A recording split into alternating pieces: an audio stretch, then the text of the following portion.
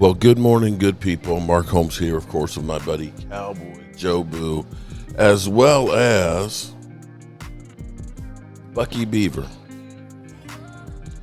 And as always, I want to say thank you all for watching, commenting, subscribing, and being part of the Joe Boo Sports Report. Without you guys, as well as you ladies, you know that this literally does not work. Shut up, Bucky. We can't have nice things. We can't have nice things. So we've got a couple of major problems right now. Micah Parsons versus Cowboys scrap continues to have legs.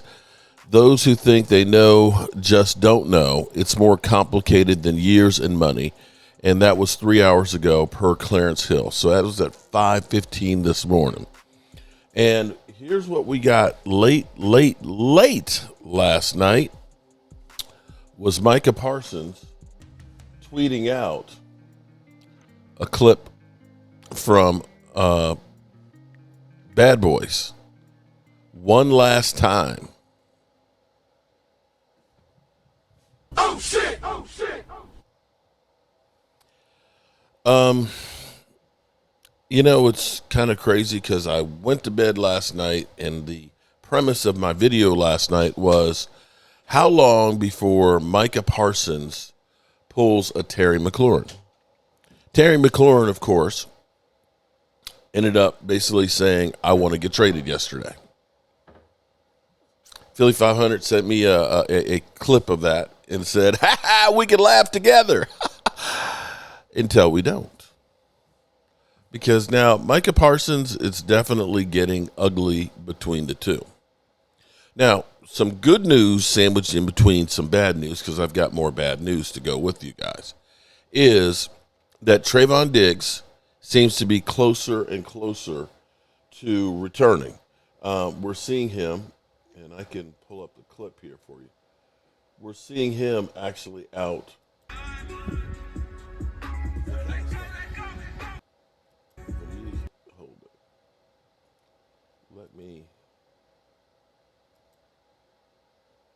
Why do we have picture in picture? Okay. Diggs is actually out working out and getting closer and closer to returning.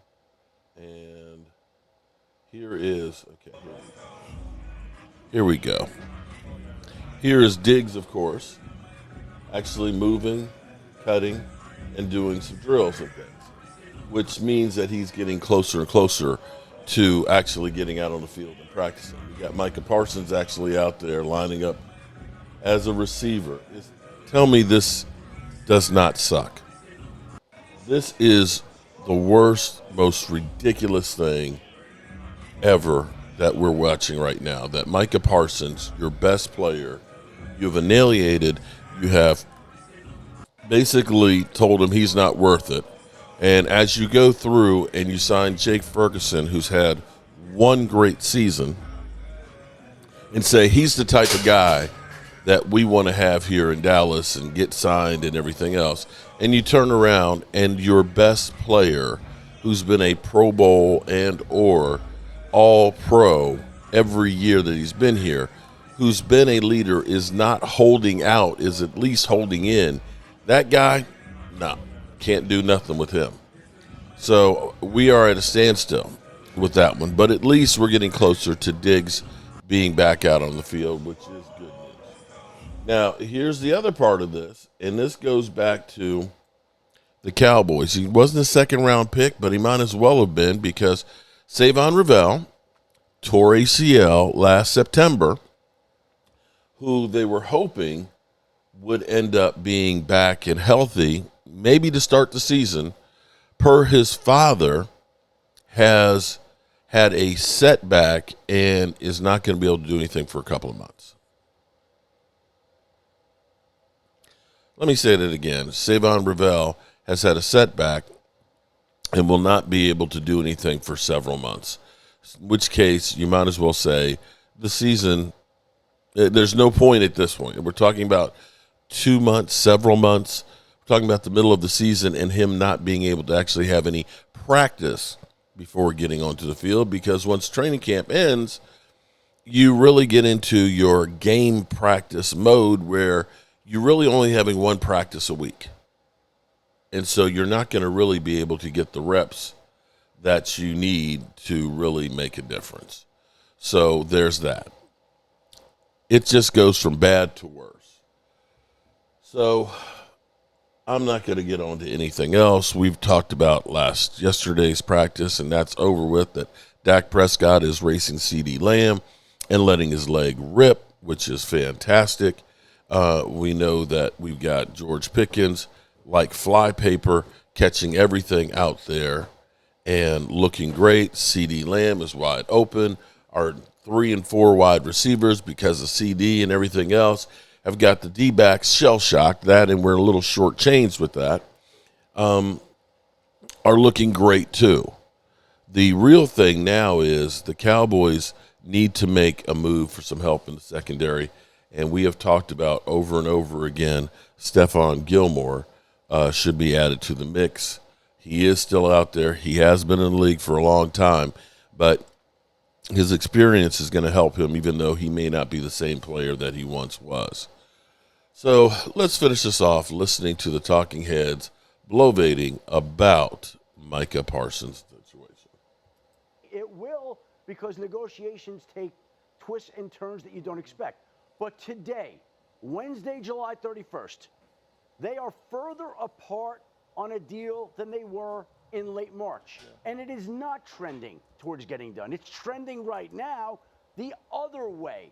And I think there are major questions as to how this situation will be resolved, because I don't think the Dallas Cowboys are particularly pleased with the way these negotiations have gone, and I don't think Micah Parsons is particularly pleased with the way these negotiations have gone, and there haven't been any significant exchanges of proposals in recent weeks, or really months, since we go back to early April, when it sounded like Jerry Jones spoke at the owners' meetings and made it sound like a deal was at the doorstep, but it's not. And here's the thing. Each side is going to have some decisions to make here, because if they don't get a deal done, the Dallas Cowboys would have Micah Parsons under contract this season. And mind you, he still hasn't practiced yet, so he would have a decision to make. Right. He's under contract this year for $24 million. They could tag him next year for about $30 million. They control his rights for the next 2 years for anywhere between $52 and $58 million, which, by the way, is just a little bit more than some of these pass rushers are getting on an annual basis right now. So where is this going to go? I don't know, but I could tell you that a deal feels a long ways away, if there's one at all. And I think there are questions that need to be asked. Everybody's operated under this assumption that a deal between Dallas and Micah Parsons is going to get done. And I would say it's the opposite right now. You have to wonder when it'll get done, and something's going to have to change until the deal actually does get done. Okay, so here we go. Everything I was planning to do now, Allie, we're changing everything, because that obviously changes the conversation. I think he's absolutely right. And he talked about twists and turns. Those would be the sort of twists and turns you see on the rock and roller coaster at Disney. Like, this isn't close. And now you're in a position where Jerry Jones felt like he had a deal that could be done. And Micah Parsons was headed and trending that way. And you find yourself in camp, and you have to pay attention to the tea leaves as well. Think about a Zach Martin deal that gets extended, a Dak Prescott and Ezekiel Elliott, a CeeDee Lamb. You weren't hearing Stephen Jones and Jerry Jones speak this way of a player at the caliber of Micah Parsons. On the other side of that, Micah Parsons has shown up. Micah Parsons has been in camp. Micah Parsons has been a presence throughout this entire offseason, and still this deal isn't getting closer. There is frustration on the Jones side, but there's also beginning to be frustrations on Micah Parsons' side, who feels like he's done everything that he needs to do to get a deal. So what once seemed like forever could be headed for a divorce that we see documentaries made of. And I think when you look at the Dallas Cowboys and where they are, they understand that they hold the cards. And when you hear Stephen Jones say he has to want the deal, he has to want a deal, they're saying he has to want the deal that we are willing and offering to give them and give him, and right now he's not. Am I living, Dominique Foxworth, am I living in a bizarro world? They're trying to make him take a lesser thinking, deal. well, this will obviously just get done. And now I have two very credible people telling me, no, Greeny, it is not obviously going to get done. No, I mean, it's shocking to me also. I think that we assume that a player of that caliber, and also we have this history of Jerry Jones where we almost think of it as like an act, and none of us really believes it's a real negotiation, that Jerry Jones is just doing this to get attention. The idea that this is real and Micah is not participating in whatever charade that we think Jerry Jones is trying to perpetuate, that should be scary. Like RC referenced the rock and roller coaster. Rock and roller coaster is fun. This ain't fun. This is something entirely different for the fans and the Cowboys players, because their season is hanging in the balance. It's a lot like the Trey Hendrickson thing in that he is the most important piece to that defense. This is the centerpiece. This is essentially if you're messing around with your quarterback on the other side. He's that impactful on the defense. Let me say this. The season opens in 35 days. 34. It opens 5 weeks from now. And I can say with fair certainty that nobody knows how this is going to go between now and then. So we're talking about the rock and roller coaster. Greeny, this is going to be great for you. You're going to love it. There's going to be a lot to talk about with this particular situation. And all we have to do is follow all the little things that have transpired, right? We had Jerry Jones come out at the owners' meetings and basically say a deal was almost done. We had Micah Parsons step in and say, we're not getting a deal done without my agent, David Mulgeta, who was not involved in those talks. Jerry and Mike, I think we're getting closer to a deal. Then the agent got brought in.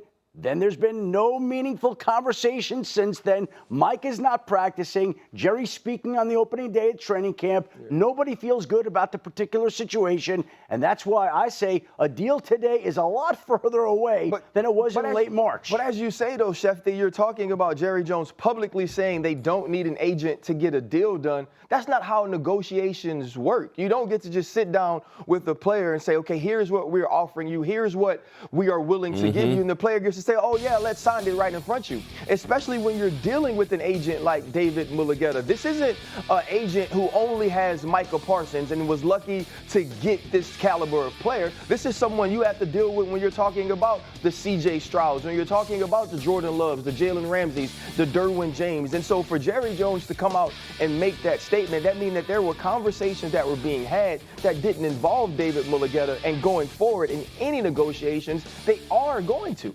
And I agree with what you're saying, but I also will say that Jerry has had a history of owning his team and doing deals with his very top players by himself. Without an agent. So he's done that in the past. So he was doing things that he's done in the past, nothing abnormal, nothing that he hasn't done. And I think he and Micah made enough progress that it was difficult to walk that back once you wanted to bring in the agent. And let's just go to what's happened since then. There have not been any offers exchanged. It's been reported that David Mulgeta has called the Cowboys and they have not returned his calls. Mike is still not practicing. The season opens in 5 weeks. And I just think there are a whole wide range of options that now get introduced. But the one thing that is definitely true is whereas Greeny and others are thinking a deal is inevitable and a formality, that is not the case. It may come back to that in the end, but today it doesn't feel that way. Dominique Foxworth, as the once and perhaps future leader of the NFL Players Association, it's felt to me like there were two options the Cowboys had this offseason. And by that, I mean March, okay? They either could trade Micah Parsons for like king's ransom, which I actually thought might make sense, or they could extend him, because unlike Trey Hendrickson, he's not an older player. They don't have to do There's anything. literally no reason that makes sense why he wouldn't be next in line to be the richest defensive player of all time. Now we seem to have a third option that has been introduced here, and that's not something I saw coming. Yeah, this is not the deal that you need to like invoke Players Association history. This is the easy one. This is the one you're supposed to have to fight over. cover. This is the obvious one. You don't need to get everybody here in D.C. up behind one of the best pass rushers in football. Like, this deal is so easy. It's close to like an NBA max salary situation. Yes. He's your best guy. You pay him. It's not very hard. Whoever was the highest paid at that position before him, you now take a couple million over top of that. We done. Like, I don't understand the complication of this process. There you go. The hard deals you have to figure out is the guys who are in between. How long you want to commit to a guy? Like, that's the thing that's so mind-blowing about this, is it's not hard. It's not hard. It's not. Now, here's Des Bryant's comments on it. And this is somebody who knows and somebody who's been through it. As much as I love the Cowboys, this is exactly why it's hard to see them reach their goals. This isn't a drama show. This should be about football and only football. From experience, if an organization messes with what you love, it can F with your mentality, and some people can't recover from those experiences. I pray that that any athlete reading this does what's best for them. Wherever you come from, difficult life situations, and achieve your goals, it's important to understand your influences and power and never let anyone or organization take it away from you. I literally text Stephen Jones excited about George Pickens today, but I have to share this message with Stephen and Jerry. This isn't the old days. It's time to move forward and be innovators. You always have been. You got the greatest franchise in sports history. Use it to your advantage in a positive way.